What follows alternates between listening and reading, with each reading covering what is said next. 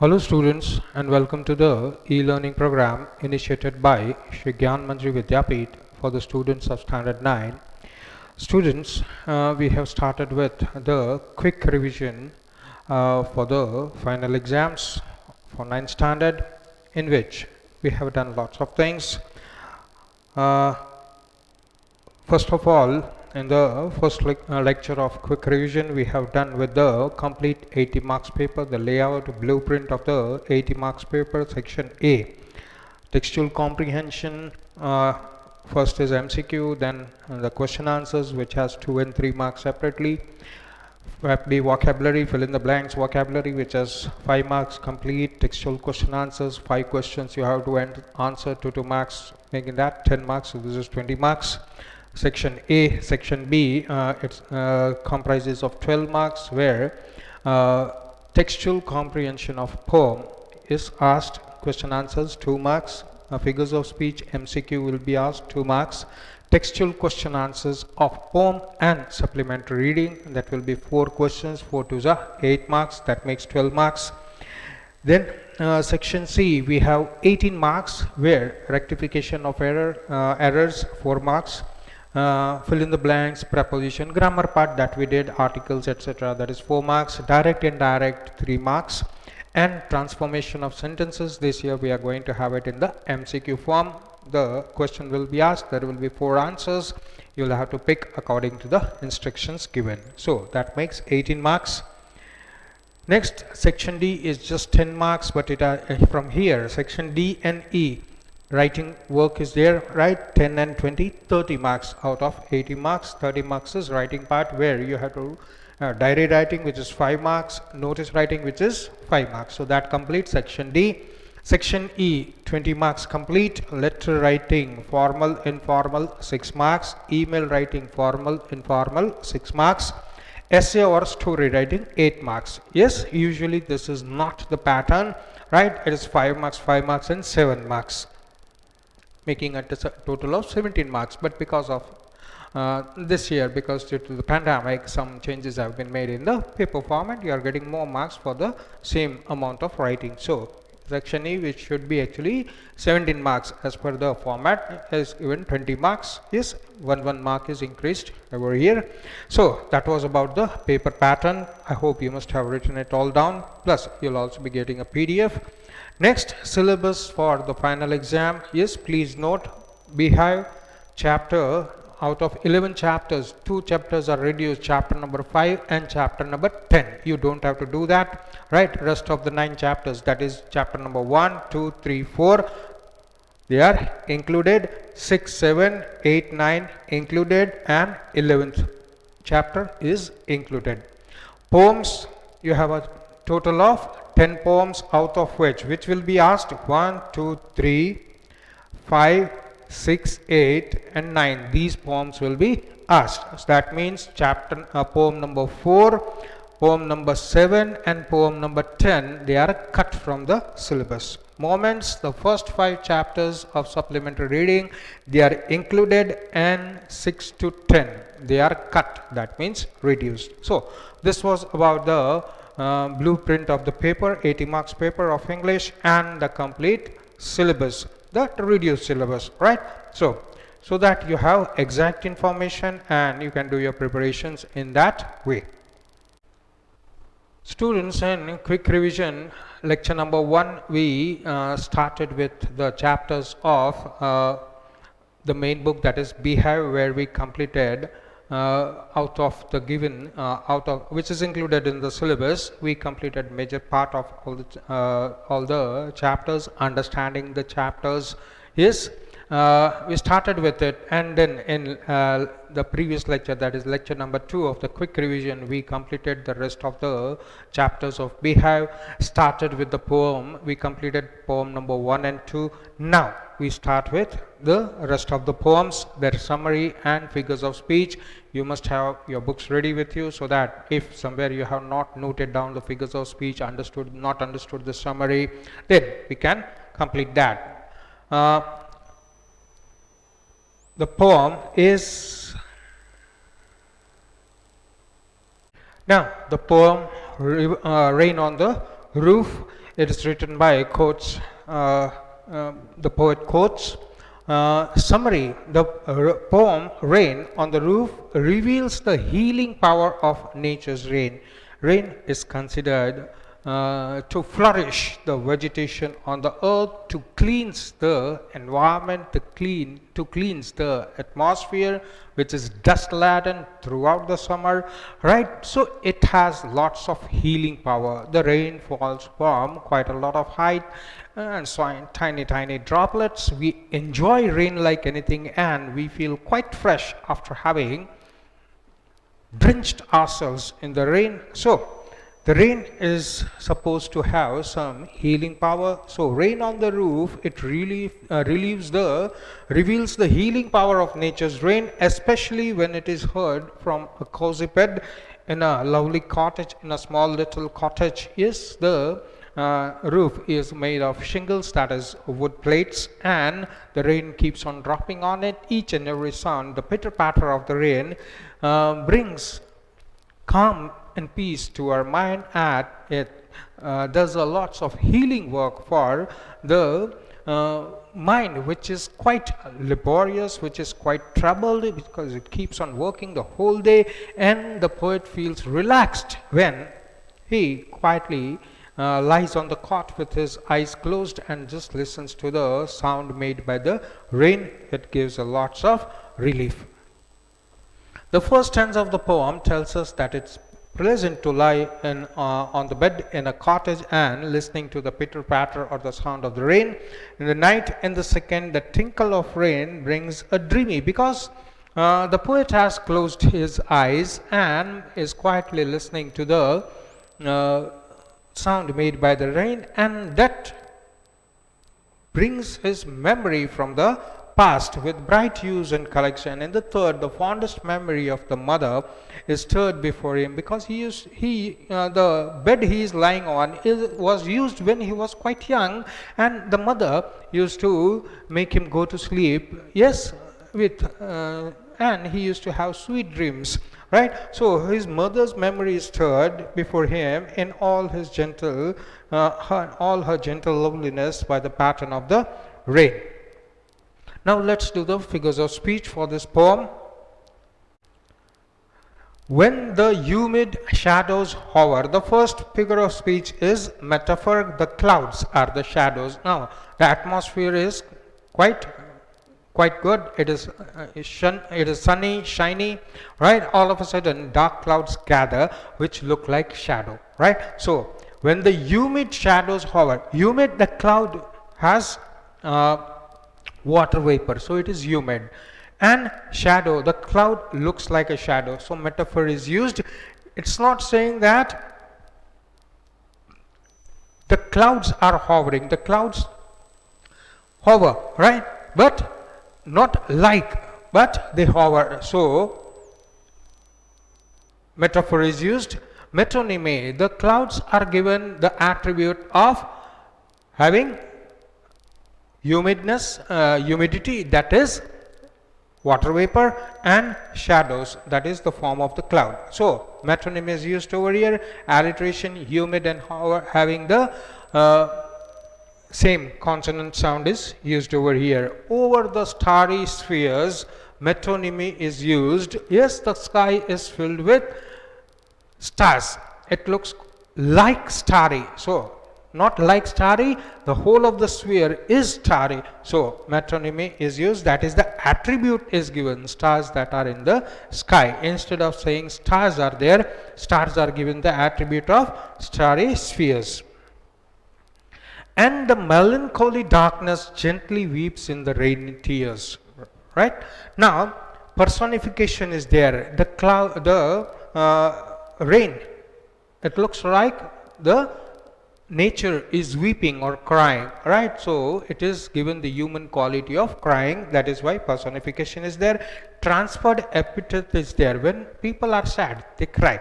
Same way here, the gloominess of the cloud, and because of that rain. So again human quality is given, but because they are gloomy, it's filled with water vapor, and that is why that is transferred into rain. So transferred epithet is that sadness of the poet in rainy tears. It makes the poet quite humble. Hyperbole is there. Darkness is sad. Yes, melancholy darkness. Hyperbole. It's an overstatement. The clouds, they are inanimate objects. They cannot be sad.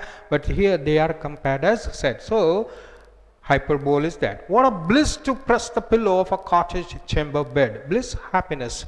Metonymy. Press the pillow. Go to sleep. When you go to sleep, your total weight of the head is on the pillow. It pushes it, right? So, press the pillow, it means to go to sleep, but that is said in another way. So attribute is given, alliteration, press and pillow having the same consonant sound of P. And lie listening to the patter of the soft rain overhead. Now patter, it's a sound word, so automatically onomatopoeia is there, exclamation mark is used at the end of the word overhead, so exclamation figure of speech is present.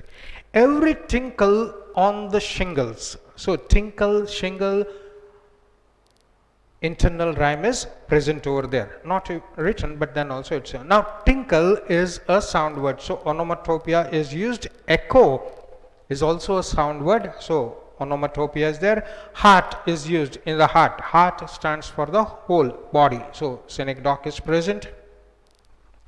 And 1,000 dreamy fancies into busy being start. Now hyperbole, 1,000 fancies. Even if you go to sleep, you don't have 1,000 dreams together, right? Or at a stretch in the night. Yes, so that's an overstatement, right?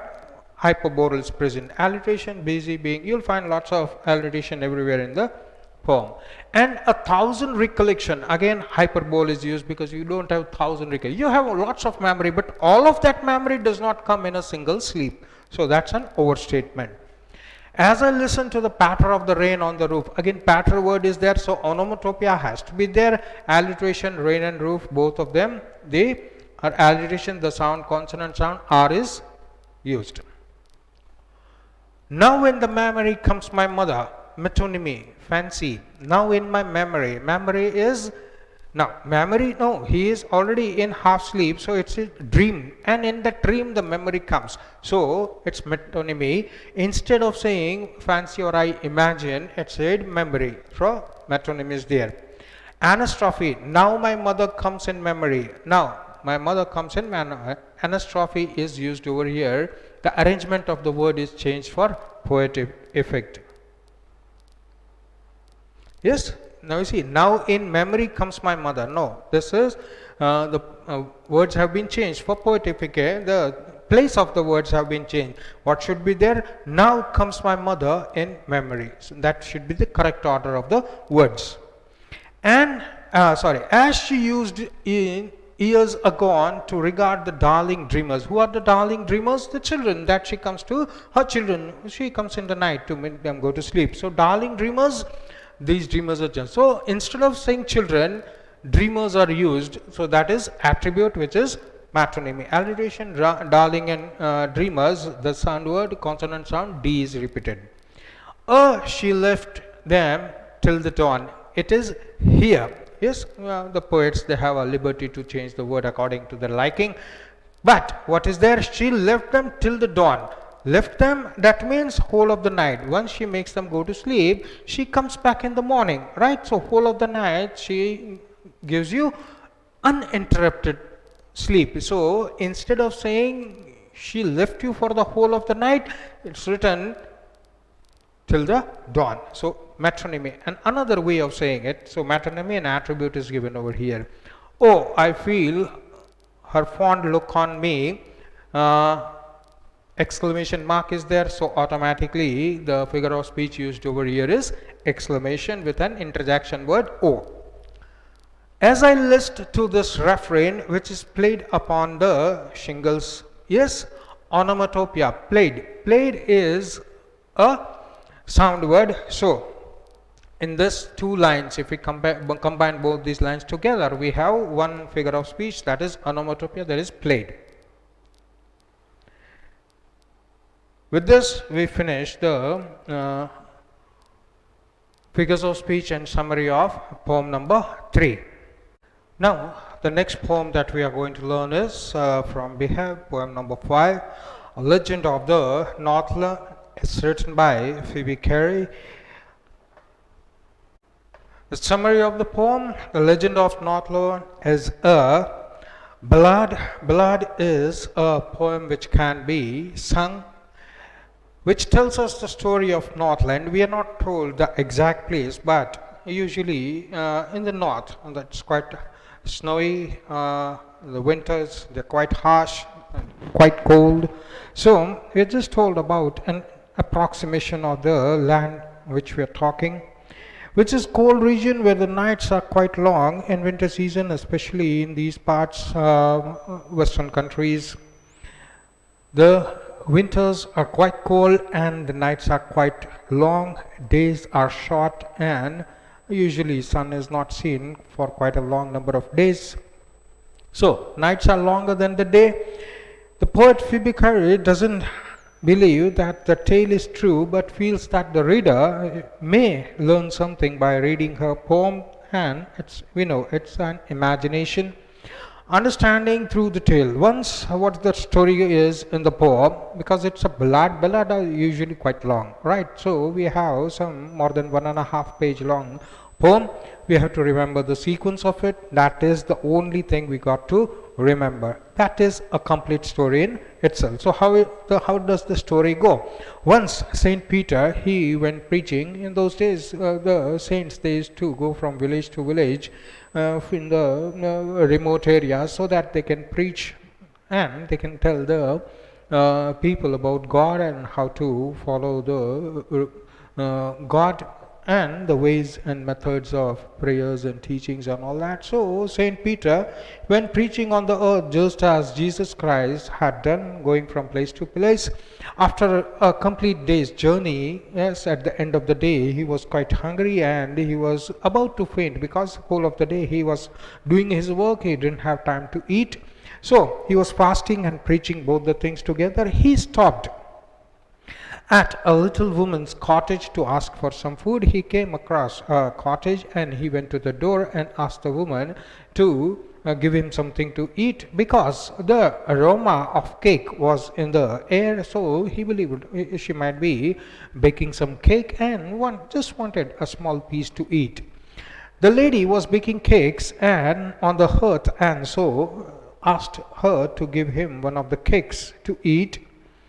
She tried to bake a tiny one, but because we know the dough, even if a small one, but when we bake a cake out of that small dough, it fluffs up and it becomes big. So she made a small dough and she baked it, but when the cake was ready, she didn't want to part with it. She didn't want to give it to the saint for free, because it was quite a big cake to look at. She tried to bake 2 more times, but every time she took a smaller dough. But when she baked and the cake was ready, it fluffed up and it seemed quite big to give away for free.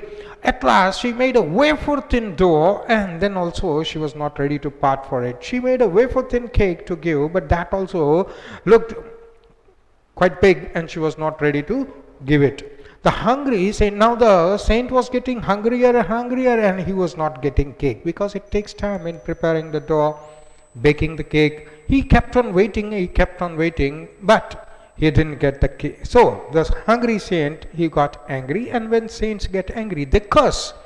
Yes, so with her greediness, so he cursed her, saying that she was too greedy to be a human being. In that colder parts of the world, she had a house of her own, she had a fire in it, she had lots of food, but she was so greedy that she is not able to give food to a hungry person. So she is not fit to live as a human being, continue with it. She had food, shelter, fire to keep her warm.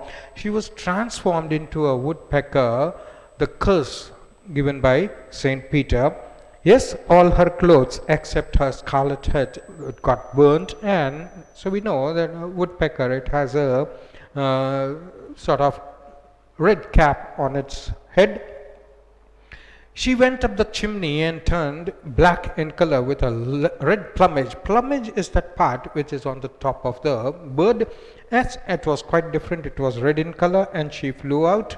She was cursed to build a nest and get some food by boring into it. Is quite a laborious work for the woodpecker to bore a hole in the tree and get its food. So the way the saint was kept hungry, the same way now she is going to get the punishment. So every village boy has seen a woodpecker. So this is the story related with the woodpecker that the imagination of the poetess has created. Yes, and you can see the woodpecker pecking whole of the day and boring holes in the trees and getting her food. Now let's get to the figures of speech. Now we'll be quick. I hope you are there with the material to check whether all the figures of speech are written correctly or not. We'll go in quite quick, so because this is quite a long poem. Away, away in the northland, away, away is repeated 2 times, so repetition is already there. Where the hours of the day are few. Yes, hours of the day are never few, but the geographical location, because hours, 24 hours in a day, 12 hours day and 12 hours night. If you are at equator, yes, if you are at equator, days will be longer, nights will be smaller. It depends on geography, but we have divided day into 12 hours and night into 12 hours. Here it's a way of saying, because they are geographically situated in such a part where the day seems shorter and the night seems longer. It's an overstatement, so hyperbole. And the nights are longer, same thing is repeated over here. If the days are few, yes, hours of the day are few, then hours of the nights are long. So hyperbole again. That they cannot. So negation is there, litorts is there. Come to the next line. These 2 lines are combined where they harness the swift reindeer to the sledges. When it sledges, swift, the consonant sound S is repeated, so it is alliteration. And the children look like is there, so automatically simile is there. Yes, 2 identities are compared having something in common. In their funny furry clothes, so funny furry alliteration sound of F is there. They tell them a curious story. Transferred epithet is there. Yes, they tell. Now, they usually, grandma, father, mother, they tell the stories to the children. So it is transferred. That knowledge is transferred. So that is that transferred epithet over here. I don't believe. Negation is there, so litorts is there. These 2 lines are to be combined, and yet you may learn a lesson. Yes, learn lesson. The consonant sound of L is repeated, so alliteration is there. If I tell the tale to you, if we combine these 2 lines, then you is repeated twice, so repetition is there. Again, these 2 lines are to be combined. Once when the good Saint Peter lived in the world below, metonymy. The world below is the earth, right, on which we live. Yes, because the whole of the entirety is divided into 3 parts: heaven, earth and hell, right? So world below, heaven, that is earth. So instead of saying earth on which we live, the world below is given, so that is metonymy, an attribute is given. Again, next 2 lines are to be combined. And walked about it, preaching just as he did, metonymy is there. Yes, walked about it. Walked, that means went to from place to place. Yes, so an attribute is given. Going from place to place is called walked about it on the earth, rather than saying walking on the earth this way. Next 2 lines again go combined. And he came to the door of the cottage. Door, part of the cottage. So part of the whole synecdoche is there in traveling around the earth. If we combine these 2 lines, we have alliteration, some consonant sound repeating, right? These 2 lines again combined, where a little woman was making cakes and baking them on the hearth. Baking, making, internal rhyme is there. Alliteration you will find in plenty, where there are lots of repetition of consonant sound. Yes. Them, the, so the sound is repeated. Again 2 lines go together. And being faint from fasting, for the day was almost done. Almost done, it's evening, right? So instead of saying it's evening, the evening is given the name of the day was almost done. So an attribute is given to evening. Rather than writing evening directly, a long phrase is written. Alliteration, F and F. Yes. Next two lines again go combined. He asked her from her store of cakes to give him a single one. Repetition is there. Her, two times it's repeated in a single line, so repetition is that. Tautology. From her store of cakes to give him a single word, right? Asked to give, right? So words are, because here also it is asked to give him a single. So unnecessary use of words is there just to increase the number of words or to have a poetic effect.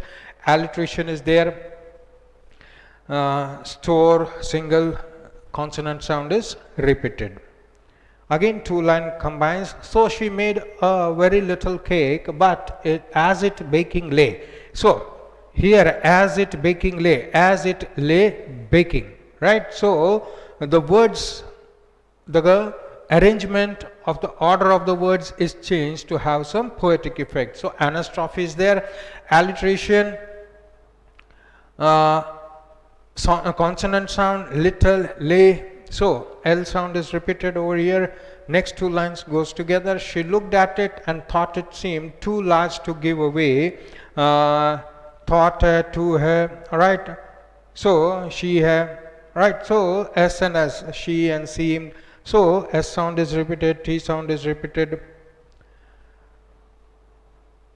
There is nothing over here, therefore she needed another. No.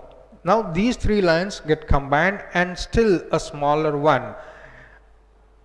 Antithesis is used over here, yes, but it looked when she turned it over as large as the first one had done.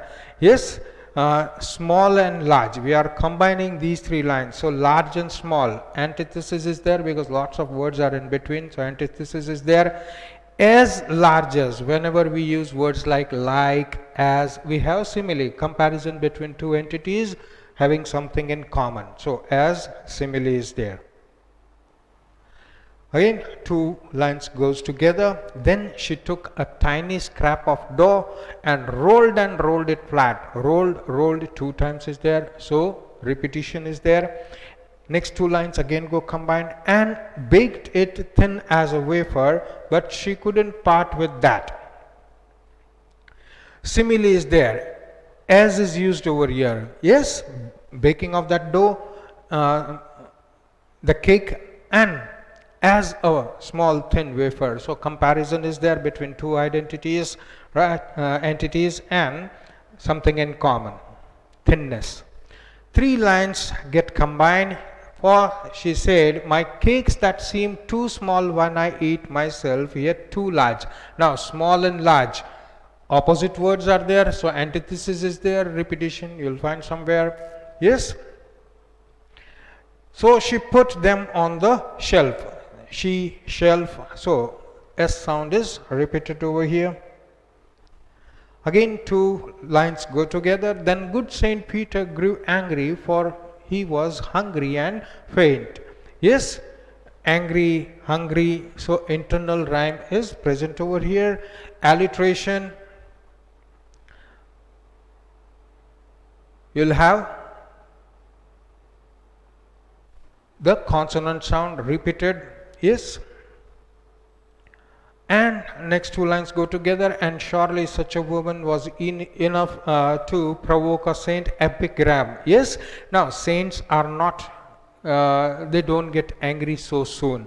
But a pointed saying is there that such a woman can make even a saint go angry. So there is a pointed saying. It's upon our behavior, right? That the saints, they are known for their coolness, calmness, yes, presence of mind. But if you do such behavior in front of a saint, then he also will get angry. So it's a pointed saying. Epigram is a pointed saying, right? So alliteration, some consonant sound will be repeated over here. Again, two lines goes together, and he said, you are far too selfish to dwell in a human form. Again, epigram, a pointed saying here, with such a type of attitude, there is no difference between you and an animal. That is the meaning. Yes, you are not fit to stay in a human body. Yes, because your attitude, your behavior is such. So it's a pointed saying. To have, again two lines go together, to have both food and shelter and fire to keep warm, F and F sound is repeated, so alliteration is there. Next two lines go together, now you shall will yourself as the birds do. So here, if as is used, then it should be simile also, and not written over there, but we will write it. And shall get your scanty food. Shall, repeated, repetition is also there, it's not written, please write that. Shall and shall is repeated 2 times, alliteration is there. Yes, shall, scan, so S sound is repeated. Next two lines, by boring and boring and boring. Of course, boring is repeated 3 times, so repetition is already there. All the day in hard, dry wood. Nothing over here in these two. Yes. Second line, never. Negation is used, so litotes is there. Last two lines go together, and out of the top flew a woodpecker, for she was changed to a bird. Alliteration is there. Yes.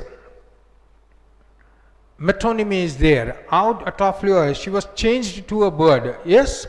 So out of the top of the chimney flew a woodpecker. Metonymy is given. Yes. She had a scarlet cap on the top of her head. So head hair. So part of the whole synecdoche is there, and that was left the same. Nothing in that. This. Also, no figure of speech in the third line also. Black as a coal. As is there, so simile is present. Next two lines goes together, and every country schoolboy has seen her in the world. It's an overstatement. Each and every country boy has not seen that same woodpecker in the woods, right? It might be some other, but we don't know the difference by looking at it, whether it is that same old lady or it's another one. So it's a overstatement. Last two lines, last line has boring and boring for food. Boring repeated 2 times, so it is a repetition. With this we finish the summary of poem number 5, and the figures of speech also explained. Now we come to the next poem in the syllabus, poem number 6, No Men Are Foreign, written by James Kirkup. Let's look at the summary. The poem No Men Are Foreign is about human beings, all about human beings. The poet tells us that all human beings on the earth, they are brothers. That means they are the same. Yes, we are all human beings. We have the same physical setup. Yes, head, 2 hands, 2 legs. Yes, so we are all the same. We have 2 eyes, 1 nose, 2 ears, mouth, teeth. We are all the same. Yes, we also look alike. Only thing is, we have made the boundaries between countries. Geographically, people look a little bit different. Somebody's skin is fair, somebody's skin is dark, somebody's skin color is different, right? Somebody's height is small, somebody's height is, they're quite tall. So we have these a little bit physical differences here and there, otherwise we are all the same. Now, God created earth, God created human beings, God did not create countries. We made boundaries. That is the main essence of the whole poem, and because of that we want to protect our land, and that is why we want to take somebody's land, and that is why we make wars and we kill each other. So basically what the author wants us to understand is we are the same. We wear different uniform, we wear different clothes, but under those clothes we are the same human beings. Are the same. He tells us that all of us, we need that same air, water, sun, food to eat, and clothes to cover ourselves. Same kind of body we have. All walk on the same kind of earth, land. All of us are fed by the harvest, and after that all of us are buried in the same ground.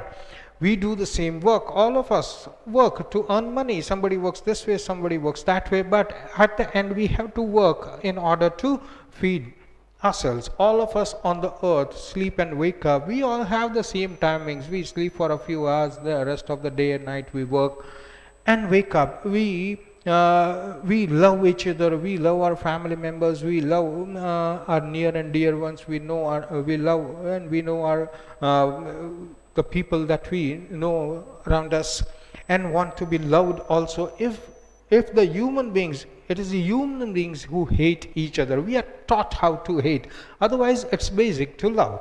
We defile the earth by fighting, by spilling blood. Defile, that means we make it wrong. Yes, our blood should not be spilled on the earth, on the soil. Yes, it is not a thing to be mixed in the soil, but we fight with each other, we shed blood, and we defile the earth, live on by fighting with one another.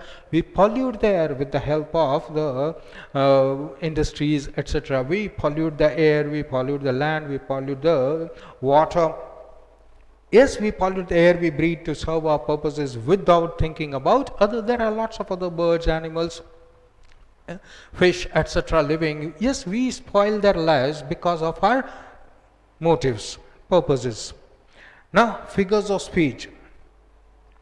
The first line, remember, no men are strange, no country is foreign. First thing is, no is present over here, negation is there, so litos is going to be there. Tautology. Strange and foreign, both the words, they give the same meaning, but two words are used having same meaning, so tautology is present over there. Repetition, the whole of the word no is repeated.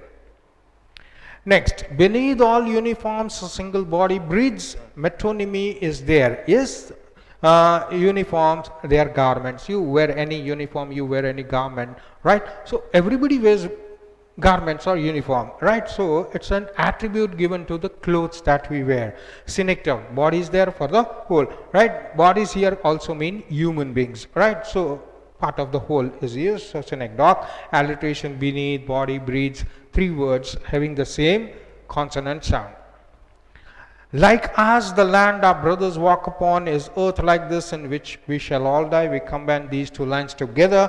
We have euphemism, unpleasant idea of death. Yes, in which we shall all lie. After that we are buried. So that is that lying over there, but that is actually dying. So death is said in a pleasant manner. So euphemism is there. Alliteration, W word is used. Yes, we, which, walk. So there are lots of words having the same consonant sound. Repetition, like is there. Yes, is, walk upon, is earth like this. So like is there. So repetition word, like is there. Yes, like. They too are aware of sun and air and water, and is repeated twice. So repetition is there. And fed by peaceful harvest, by war's long winter starved. Antithesis, peaceful is also there and war is also there. Both of the words, they are opposite to each other, so antithesis is there. Transferred epithet, peaceful, peace, transfer. In order to keep peace, we need war, right? So it is transferred. Peace getting transferred to war, so transferred epithet is used, and thus starvation happens.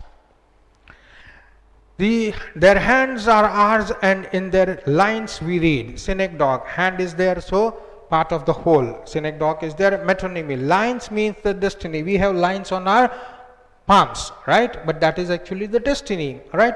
Anastrophe, inversion in construction of sentences.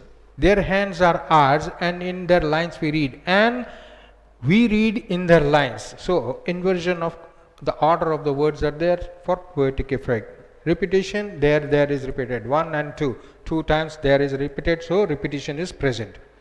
A labor not different. Not is there, so automatically litos is there. Remember, they have eyes like ours that wake or sleep. Antithesis is there. Wake and sleep, two different ideas, opposite ideas, yes, used in the same line. So antithesis is there. Eyes, part of the whole, so synecdoche is there. And strength that can be won by love. Hyperbole, overstatement. Yes, it's an overstatement. Strength that can be won by love. Alliteration, be and by. So B sound is repeated over here. In every land is common life that all can recognize and understand. Tautology, recognize, understand. Both the words having similar meaning. is used in these two lines. If we have to combine these two lines, then tautology is there, alliteration, len, life, L sound is repeated. Let us remember, whenever we are told to hate, we don't hate. The basic thing is love. Yes, we are told to hate. This person is different. He belongs to another country, so hate it. So, internal rhyme, RR. Spellings are different, but we pronounce both of them as R. So, internal internal rhyme is present. Alliteration, the W word. Yes, where so the W sound is repeated. It is ourselves that we shall dispose, betray, condemn. Now, dispose, betray, condemn, all the three words having the same meaning. So, tautology is used over here. Remember, we who take arms against each other. Metonymy, fighting. Yes, underlined over here. Take arms against. Take arms against means fight each other. So, instead of saying fight with each other, three words are used. That means metonymy, and attribute is given. It is the human earth that we defile. Yes, earth is personified as something that can be defiled, right? So, personification is there. Transferred epithet, people defile the earth. It is not that the earth is getting defiled, we defile. So, the defilement of earth is done by us. So, transferred epithet, from people to defilement of the earth. Our hells of fire and dust outrage the innocence. Metaphor, indirect comparison, fire and dust. Wherever there is fire, dust is going to rise. Right? So, indirect comparison, just like dust, fire also spreads, it's in the air. Right? So, that is metaphor. Indirect comparison is done over here.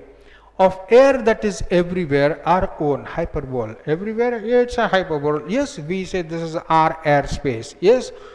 It is your airspace. If our plane goes into another country's airplane, they got to take permission, or they will shoot it down. Right? So, air is everywhere. Yes, you go to America, you go to any part of the world, you breathe, you don't pay tax for that. So, it's an overstatement that air belongs to us. Remember the last line, remember no men are foreign, no country strange. Again, foreign and strange is there. So, tautology is there. No is repeated twice, so repetition is there, and negation is there, no. So, litotes is there. With this, we finish the summary and figures of speech of poem number 6. Completing poem number 6 comes poem number 7, which is cut from the syllabus. We know it's a nonsense verse, no question answers, no filling. It was just for fun. So, we come to the next poem which is included, that is poem number 8, On Killing a Tree. It's written by G.V. Patel. Let's take the summary of this poem. On Killing a Tree, it's a sensitive poem because we keep on preaching, teaching everyone, don't cut down trees. Yes, that's our life. Yes, and that green patch gives us lots of oxygen. It serves lots of purpose. It's the residence or the house or a habitat for the small birds, animals over there. So we preach and talk a lot, but then we don't follow it. We still keep on cutting down the tree. By using sarcasm over here, yes, in this poem, the poet is teaching how to properly cut a tree. But the message is still clear that the tree gets lots of hurt because it's a living thing, right? So, the message is quite clear, although the poem says something else. Yes, how to properly cut down a tree, how to make it properly dead. So, it's a sensitive poem. The poet pursues the reader not to destroy trees and equates it just like killing a human being. He says that a plant, it takes years and years of sunlight, water, nutrition from the ground. Yes, to become bigger and bigger, it gives us lots of shade, all that, nutrients from the soil to gradually become a huge tree. It takes years of growth. It develops a strong trunk and gets numerous leaves. Merely cutting the trunk of the tree is not going to kill it. We have to kill it in a methodical way. When tree is cut, the sap flows, and just like a wounded man bleeds, when you cut a tree, some sap flows from it, watery substance flows from it, and it heals the cut and the wounded man. Same thing happens on the wound. Once the wound heals, new tree grows from near the trunk, and again branches come out, tiny leaves come out, and if it is not checked, then whole of the tree is again recreated. So, in order to destroy a tree, it has to be uprooted. That means, what is the life? What is the main part of the tree? The roots. Until the true roots are alive, the tree will keep on going whenever you cut it down. So, first thing is to remove the root. Now, roots, they anchor the earth and quite difficult. So, how to do it? The roots which are white in color and are damp because of the moisture that they get from the soil, they are hidden in a pit below the ground. These roots are the most sensitive part of the tree as they bind it to the earth. In order to kill the tree, these roots have to be uprooted or detached and cut from the soil. Once the roots are detached, the tree starts dying because it doesn't get water.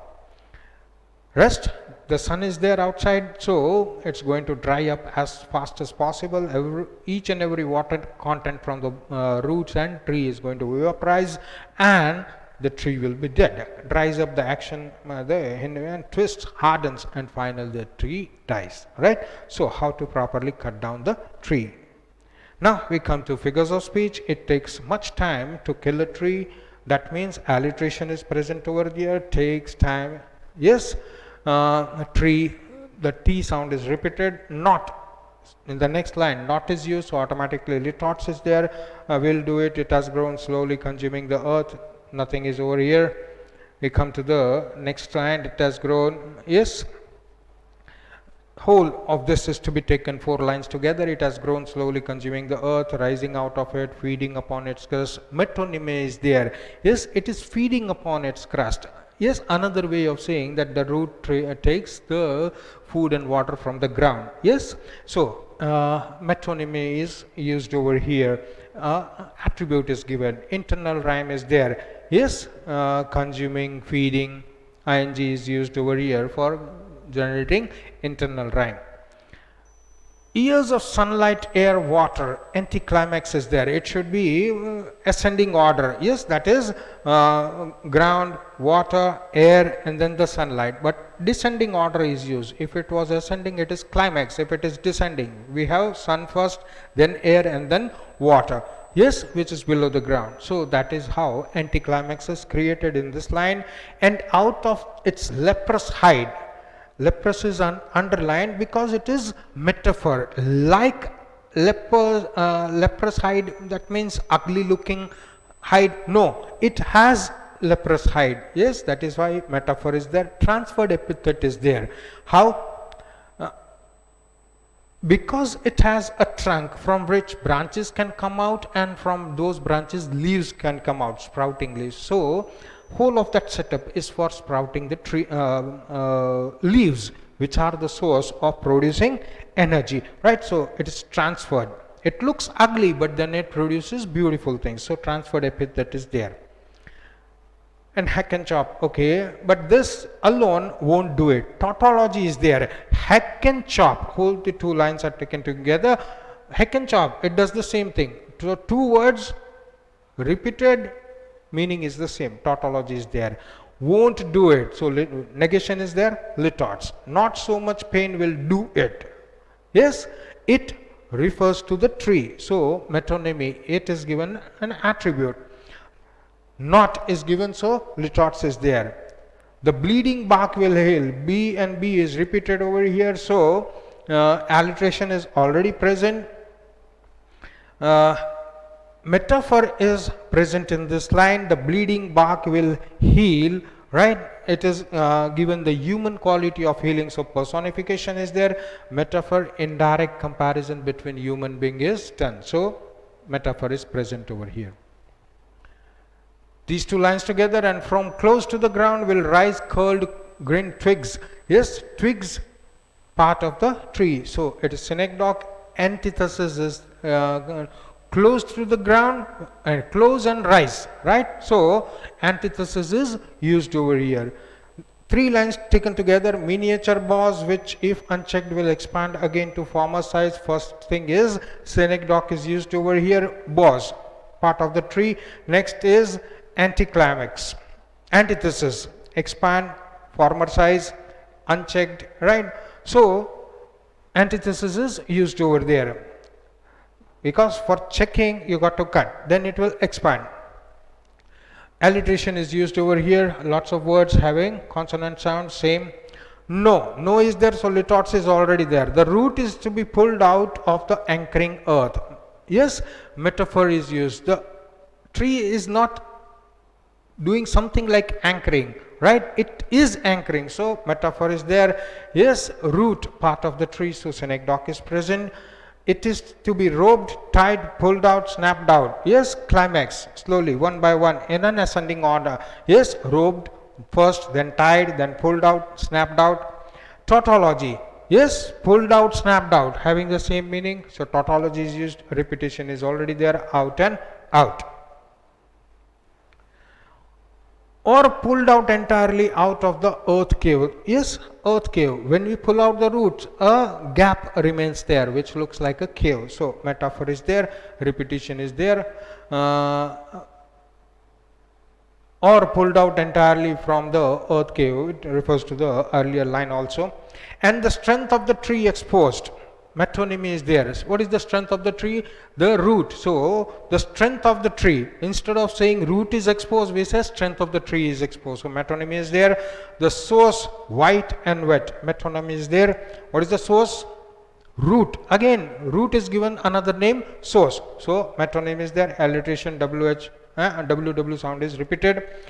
Two lines together, the most sensitive hidden for years inside the earth, metonymy is there. What is hidden for the whole of the time? Roots. So instead of saying the roots, again, the most hidden for years inside the earth. So metonymy is present over here. Attribute is given. Two lines together, then the matter of scorching and choking. Scorching, choking, internal rhyme, and alliteration is also present. Again, two lines together, in sun and air, browning, hardening, twisting, withering. It goes in a sequence in ascending order. So climax is there, internal rhyme is there, ing is repeated, so it has internal rhyme. And then it is done. It is done, that means it is dead. So death is said in a pleasant manner, so euphemism is there. Metonymy is there because it refers to the tree. So with this we complete the summary and figures of speech, explanation of figures of speech for this poem. This is the last poem in the syllabus, poem number 9, because poem number 10 is reduced or cut. So poem number 9, The Snake Trying, written by W.E. Ross. Let us take the summary. In this poem, a harmless green colored, harmless means it's a non-poisonous snake. Somebody has seen it and trying to kill it, so it's trying to escape. It is trying to save itself from being hit by a person who is chasing it with a stick to kill it. The poet says that the snake is harmless even to children, but people do not know the difference between a poisonous snake and a non-poisonous snake. So we have a mentality, whenever we see a snake, we try to kill it with a stick in order to protect ourselves. Now at the same time, the snake is also trying to protect itself, escape. People fear snakes, and when they see one, they try to kill it with a stick. The snake tries to protect itself, save itself, and hides behind the green colored bushes of marshy plants growing in the water. It hides in the ripples because it keeps on turning and twisting, curling, so it hides in the ripples that are caused by the movement. In order to say, the snake disappears behind those marshy plants. Yes, that is the summary. It's a very small poem, but quite effective and good. Now let's do the figure of speech and poem number 9, The Snake Trying, figures of speech. These two lines, first two lines taken together, the snake trying to escape the pursuing stick, trying, pursuing, so internal rhyme is already present, though not written. Personification, the snake is trying like human beings to escape, right? So it is personified. With sudden curvings of thin long body, metonymy is used. Yes, thin long curving body, instead of saying the snake, metonymy is used, it's given an attribute. How beautiful and graceful are his shapes, exclamation mark is there, so exclamation figure of speech is already there. Internal rhyme, right, is also present over here. How beautiful and graceful are his shapes, internal rhyme is given over here.